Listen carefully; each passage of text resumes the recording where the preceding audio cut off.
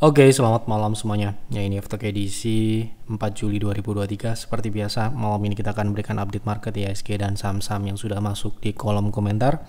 Aftok edisi terakhir, edisi 3 Juli 2023. Ada beberapa yang akan kita bahas. Kita akan bahas nanti satu persatu sesuai dengan permintaan. Oke, kita langsung mulai saja. Sebelum saya mulai, bagi Anda yang mungkin belum subscribe channel ini, sudah nonton berkali-kali tapi belum subscribe, atau sudah memberikan komentar tapi belum subscribe, silahkan dukung kami dengan subscribe. Dan juga apabila Anda sudah merasakan manfaat dari apa yang kami sampaikan di F-Talk, silahkan dukung kami dengan klik like. Kita langsung mulai dari IHSG. Hari ini IHSG bisa dikatakan ya masih tertahan ya, masih sama dengan apa yang kami sampaikan di stock call ataupun di F-Talk 2 edisi terakhir ya. Jadi tidak perlu kita update lagi, silahkan ditonton ulang atau silahkan dibaca stock call edisi minggu ini. Kita langsung menyikat waktu ya, kita langsung masuk ke pembahasan saham saja karena ini pembahasannya lumayan ada beberapa saham. Silahkan isi kembali di kolom komentar saham apa yang menarik untuk dibahas di F-Talk selanjutnya.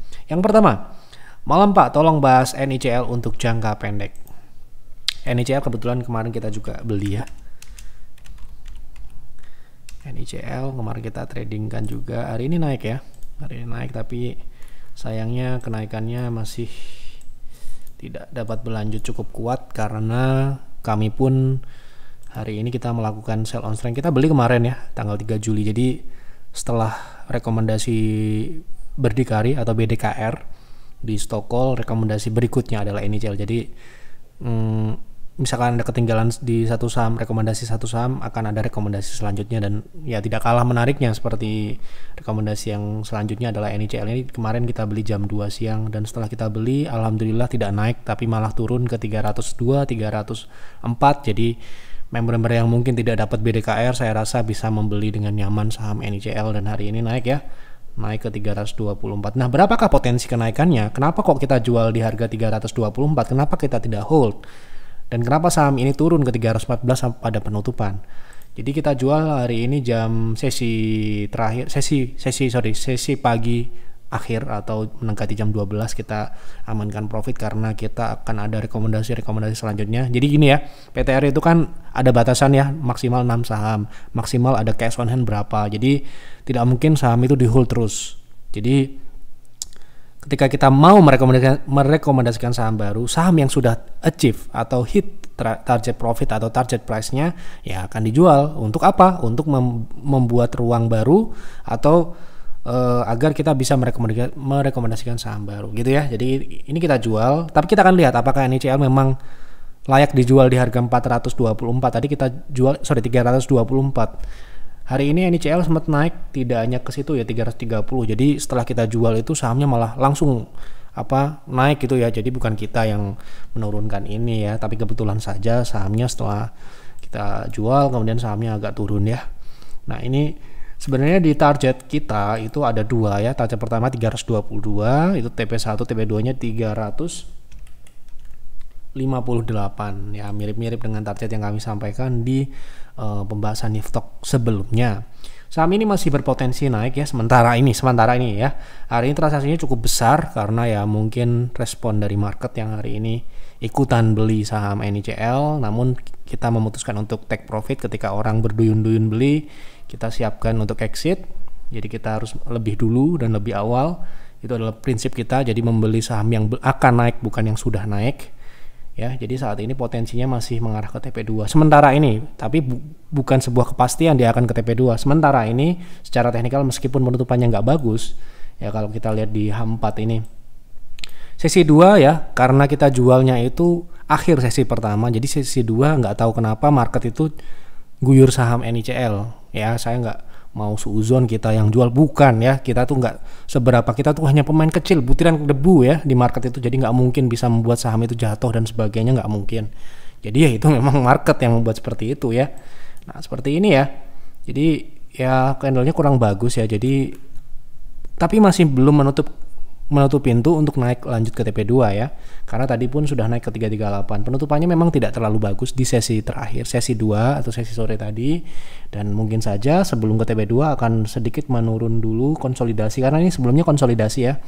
Dan ini mungkin saja dia retest dulu 310 atau 308. Kalau dia berhasil bertahan, masih terbuka peluang untuk naik ke 350-an. Seperti apa yang kami sampaikan di FTalk ataupun di TP2 di hotlist ini. Jadi mungkin ada beberapa member yang masih punya barang, Anda harus konsultasikan harus dinaikkan di berapa proteksinya, karena proteksinya pastinya sudah naik, karena saham sudah naik, proteksi harusnya dinaikkan. Seperti itu. Kita lanjut ya. Pak Yusuf, boleh dibahas SICO baru listing tapi sudah bagi dividen, apakah layak untuk invest? Kalau iya, apakah harga sekarang sudah reversal? Karena pembahasan sebelumnya hanya kenaikan pullback. Oke, kita lihat SICO Sigma Energy ya.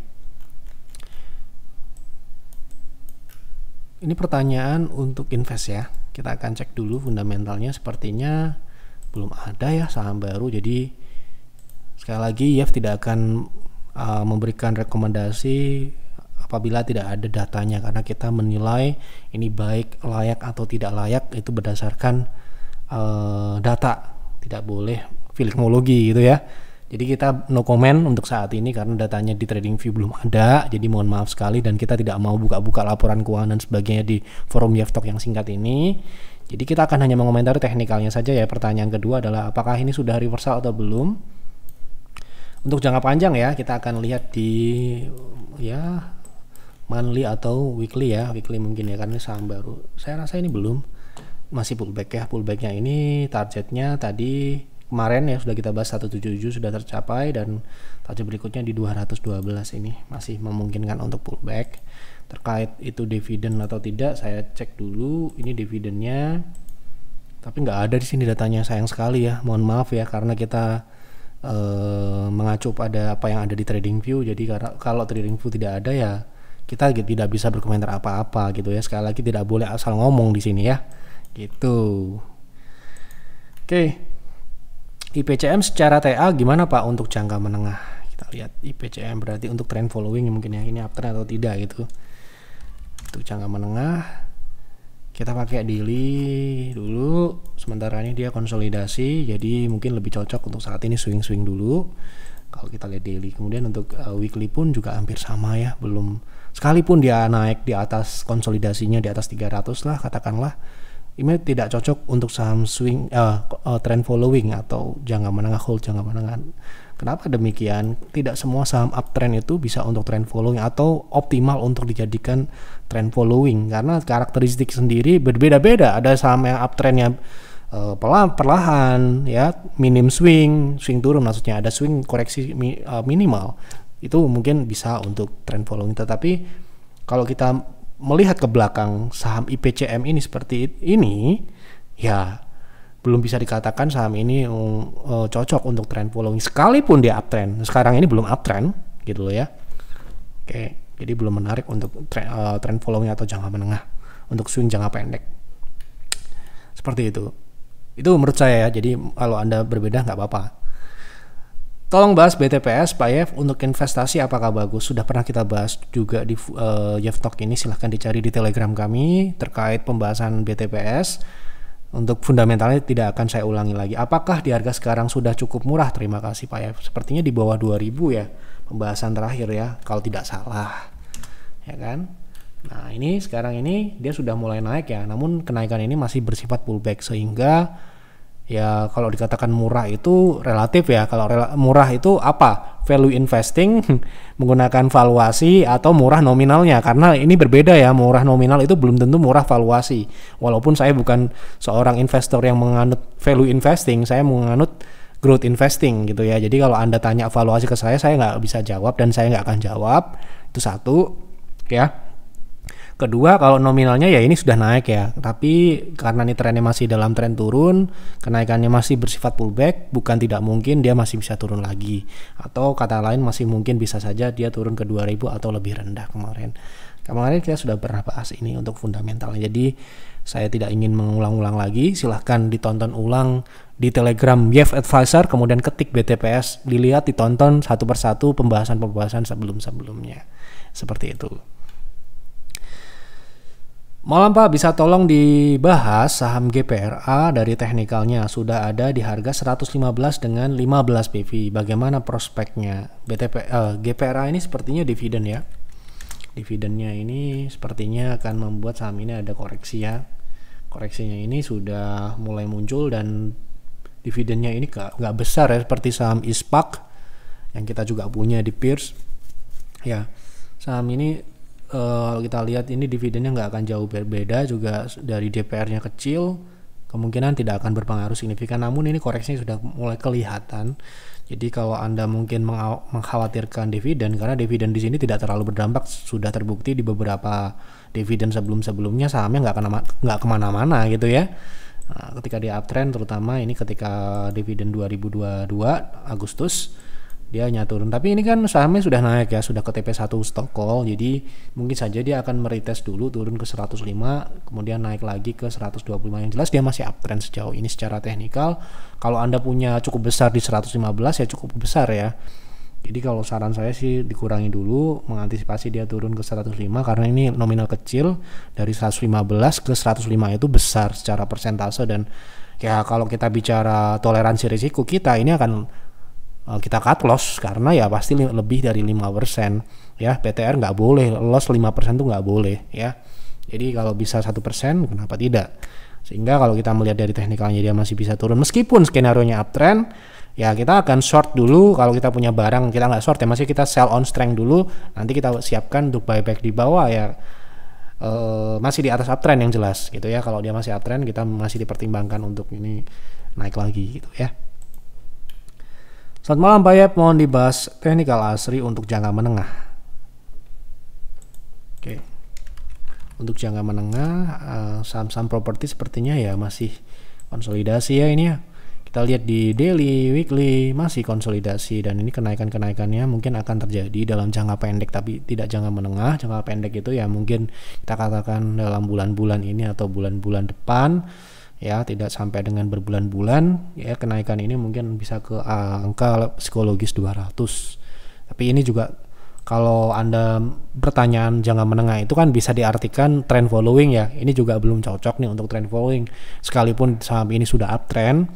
Kalau saya sebagai advisor, ketika kita ditanya saham ini untuk jangka menengah, kita akan melihat karakteristiknya, ini sahamnya cocok nggak untuk trend following. Nah, ini saham ini tidak cocok ya, tidak cocok gitu. Ini ya karakteristiknya seperti ini. Ini ketika di uptrend kita akan melihat ketika di uptrend seperti apa sih ini loh ya. Naik turun, dan ini kalau Anda mau hitung persentasenya pasti besar ya. Naik turun, jadi lebih cocok untuk swing gitu ya. Kalau Anda punya waktu, kalau nggak punya waktu ya mau trend follow nggak apa, tapi harus dibawa naik dan turun pastinya gitu ya. Swingnya itu ya seperti itu. Oke. Assalamualaikum Pak F. Waalaikumsalam. Tolong apa ini? AT ini apa nih? AT saham MNCN untuk investasi baiknya masuk di harga berapa? Gini loh ya. Jadi kan kita ini jawab di sini juga bisa panjang lebar kalau pertanyaan itu jelas dan juga benar gitu. Kalau pertanyaannya pelit sekali, mengetik aja disingkat-singkat gitu ya. Jadi mohon maaf ya, bukan saya tidak menghormati ada yang memberikan ide di kolom komentar, bukan, tetapi kita juga harus saling respect. Kalau kita konsultasi ya konsultasi yang benar, tulislah yang lengkap. Apa sih susahnya, tinggal tulis yang baik dan benar gitu loh. Ya sekarang harus mulai jadi, apalagi kan Anda investor, Anda itu istilahnya harus mendapatkan informasi yang baik. Nah, Anda juga mencari informasinya dengan baik juga, gitu loh ya. Ya kita anggap ini MNCN untuk investasi, baiknya masuk di harga berapa, ini aja. Saya nggak tahu ini AT ini apa, ya, gitu. Jadi saya sudah tekankan ke advisor, baik itu di peer ataupun PTR, kalau konsultasi tidak jelas balikin lagi, tanya lagi sampai clear. Ya nggak boleh asal-asalan konsultasi, sekalipun Anda bayar, gitu loh ya. Karena apa? Karena kita dituntut untuk jawab benar. Jangan sampai pertanyaan salah, kita jawabnya juga bisa salah dong ya. Gitu. Kalau tidak salah juga pernah kita bahas saham ini fundamental, tapi sedikit kita akan review sedikit fundamental sedikit aja ya. Kalau tidak salah ya oke aja untuk MNCN ini kalau dari sisi fundamentalnya. Nah ini ya. Kalau dilihat dari karakteristik saham fundamentalnya ini cukup stabil ya. Memang dia ada turun 2020, 2022 ada turun, tapi memang ini bukan growth stock. Makanya dia tidak masuk di rekomendasi peer ataupun peers karena ya pertumbuhannya naik dan turun dari atas sampai bawah gitu ya. So far 2023 ini tidak terlalu bagus ya, turun tipis saja. Namun sahamnya ini sudah turunnya cukup dalam loh ya. Kalau kita lihat dari jangka menengah ya, jangka menengah panjang menggunakan monthly, ini saham ini masih downtrend. Jadi kalau saya disuruh invest di sini, pertama kalau katakanlah fundamentalnya bagus, memenuhi syarat ya, growth, kemudian profitabilitasnya di atas rata-rata sektor industrinya, kemudian pertumbuhannya bagus juga. Tapi kalau kondisi teknikalnya seperti saham MNCN saat ini ya, hari ini belum, saya akan menunggu di uptrend. Gak apa di harga yang lebih mahal, yang jelas di uptrend dulu gitu ya, daripada kita beli di sekarang ini, apalagi fundamentalnya belum bagus ya, bisa dibawa turun semakin dalam. Kalau ada kenaikan-kenaikan ya trading aja gitu ya. Bukan, saya tidak bilang saham ini akan jatuh turun kemudian downtrend nggak naik-naik ya, pasti ada naik-naiknya juga. Ini pullback ya sekarang ini Mas Ian ya. Jadi ini yang jangan sampai salah diartikan ya. Kita bilang ini tidak layak bukan berarti saham ini tidak bisa naik loh ya. Saham sejelek-jelek sebobrok-bobroknya fundamental tetap bisa naik, arah pun bisa ya, bukan masalah itu. Ini investing, ini berbeda ya gitu. Lanjut ya. Selamat malam Pak Yep, mohon dibahas TB bagus untuk invest atau swing ya. Kalau bagus dan harga sekarang ini apa masih bisa masuk melihat kenaikan hari ini sudah lumayan banyak? Ini nggak tahu ya, ini pertanyaan 22 jam yang lalu, berarti kan beda hari. Kalau masih bisa masuk di harga berapa? Terima kasih, semoga sehat selalu. Terima kasih, doa yang baik selalu kembali ya. Seperti itu. TB untuk invest atau swing gitu ya. Pertama kita akan cek dulu dia punya fundamental. Ya ini kalau nggak salah apa ini, perusahaan tambang ya? Atau apa ini? Oh, jasa ya, tapi jasa ketambang. Jasa tambang ya, jasa tambang mungkin tidak akan sejelek perusahaan tambang murni ya, tapi yang jelas sekarang ini kita akan lihat dari kinerjanya seperti apa gitu ya. Nah, ini masih tumbuh, masih bagus ya, seperti transpo yang berhubungan dengan tambang pun masih belum turun sekarang ini, kinerjanya masih bagus sampai dengan saat ini. Kalau dari sisi pertumbuhan ini termasuk bagus ya, cukup signifikan ya. Di 2020 memang turun, tetapi itu menurut saya sangat wajar. Jadi saya tidak menghitung penurunan 2020 karena ya pastinya ada dampak dari COVID, bukan karena bisnis yang jelek ya. Kalau saya lihat dari pertumbuhan ini cukup bagus dari tahun ke tahun. Saya hilangkan 2020 ya, di 2021, 2022 sebelum COVID, 2017, 18, 19 cukup baik ya, pertumbuhannya cukup signifikan juga. Jadi untuk growth ini mungkin akan masuk. Kemudian kalau dilihat dari profitabilitas sepertinya juga lumayan tebal ya, seperti yang Anda lihat di sini, bottom line aja di kepala 3 atau kepala 4 gitu ya. Kemudian DER-nya juga cukup ya, bisa dikatakan rendah ya. Jadi untuk saat ini saya rasa fundamentalnya tidak menjadi masalah. Jadi mungkin cocok lah untuk fundamentalnya, tetapi untuk teknikalnya di sini saya lihat ini perlahan akan naik ya, perlahan akan naik. Dan untuk pullback kalau misalkan Anda mau swing pun bisa, karena ini potensi upside-nya masih cukup besar, di mana 0,3 sudah tercapai, kemarin sempat 0,5, mungkin dia akan kembali ke 0,6 di 51% upside-nya, dengan risk tetap ada risikonya ya, itu sekitar 15% di bawah 700 ya, 15 di bawah 20% lah. Jadi 50 banding 20 itu menurut saya ya termasuk menarik gitu ya untuk invest.